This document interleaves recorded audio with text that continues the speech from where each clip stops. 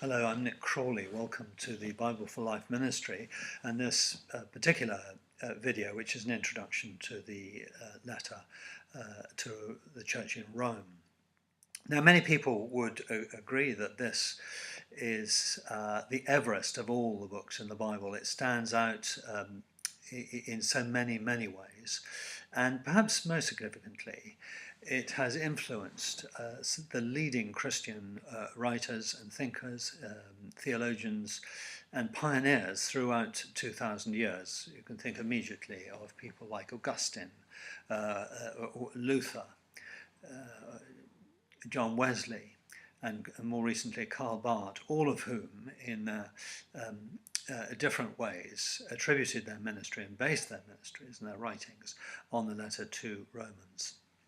It is a difficult letter to understand. If you were to come across a letter just lying on the floor saying, I love you, and you don't know the background to it,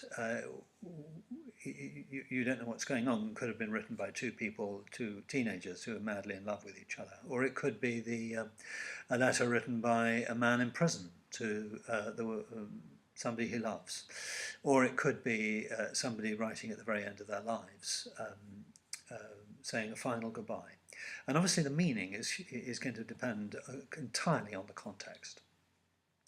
And so we must start there with the book of Romans. And the first thing to realize is that Paul is writing ahead of his visit to Rome, and he is writing to unite the Jews and the Gentile Christians in Rome.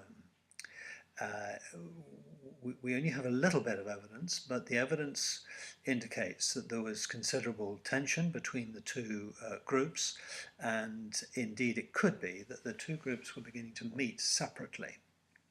So Paul is writing to unite Jew and Gentile believer, and he does so by describing their unity in Christ. They've been saved on exactly the same basis, and because they're saved on the same terms, they must be one community. That is the purpose of his writing, and the whole of the letter, the main substance of the letter, is in this context very clear if you study the first verses in chapter 1, and then the last is more descriptive final part in chapter 15 and indeed 16, where he greets a lot of people. You can see the context, and this influences the meaning of the letter considerably. This is the way, this is the high road, this is the perspective where we should start, and I've produced various different types of information for us and material for us to go forward on this, which I hope you'll find helpful. Thank you.